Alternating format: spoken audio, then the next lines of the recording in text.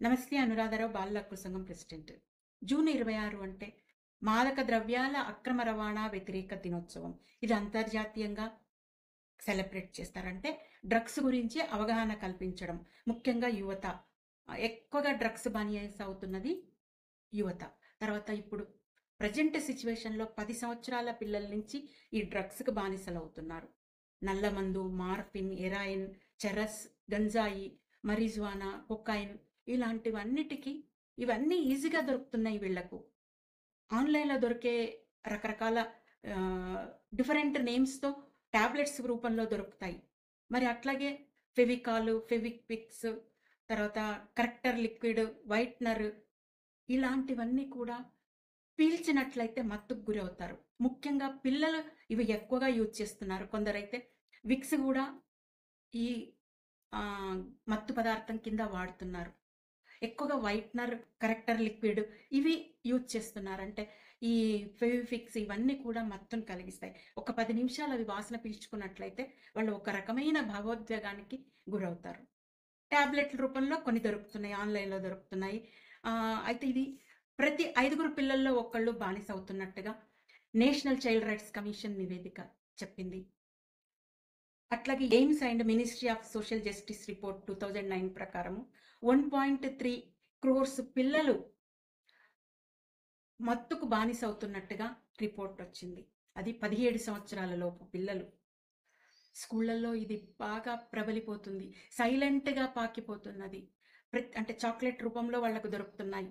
మనకు స్కూళ్ళ బయట, కాలేజీల బయట ఒక పాన్ షాపులు లేకపోతే టీ బండ్లు ఇవి ఉంటాయి కదా, వాటిల్లో ఈ చాక్లెట్ రూపంలో దొరికే మత్తు పదార్థాలు దొరుకుతాయి. మామూలుగా స్టేషనరీలలో అయితే లిక్విడ్, ఈ ఫెవికాలు, తర్వాత వైట్నర్, ఇంకొకటి కరెక్టర్ లిక్విడ్ ఇవన్నీ కూడా అక్కడ దొరికిపోతున్నాయి.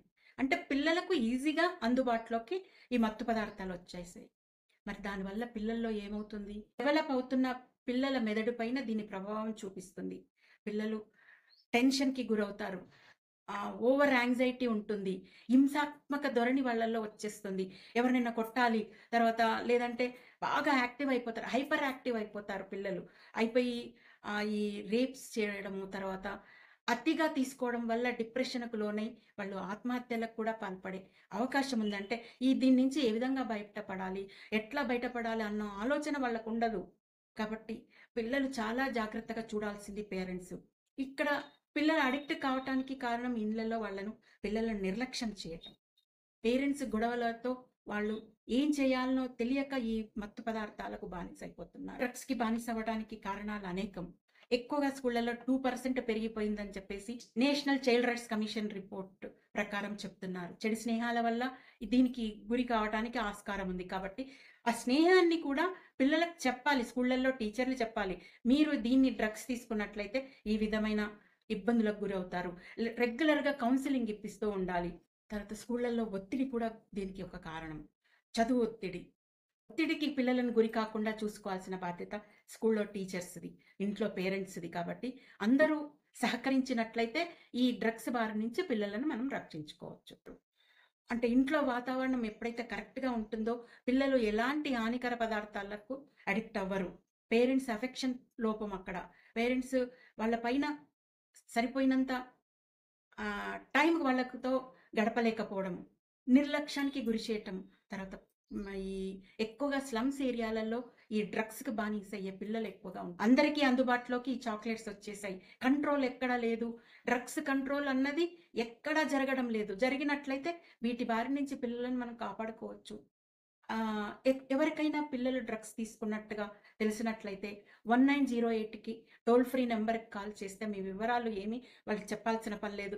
ఎవరు ఎక్కడ ఉన్నారు, ఎవరు డ్రగ్స్కి గురైనారు అన్న విషయం ఇన్ఫార్మ్ చేస్తే వాళ్ళే చూసుకుంటారు. ప్రతి ఒక్కళ్ళు బాధ్యతగా ఈ కార్యక్రమాన్ని చేపట్టాలి. మనకు పిల్లలు ఎవరైనా డ్రగ్స్కు గురయ్యారు అని తెలిస్తే వెంటనే వాళ్ళను డి అడిక్షన్ సెంటర్కి రెఫర్ చేయాలి.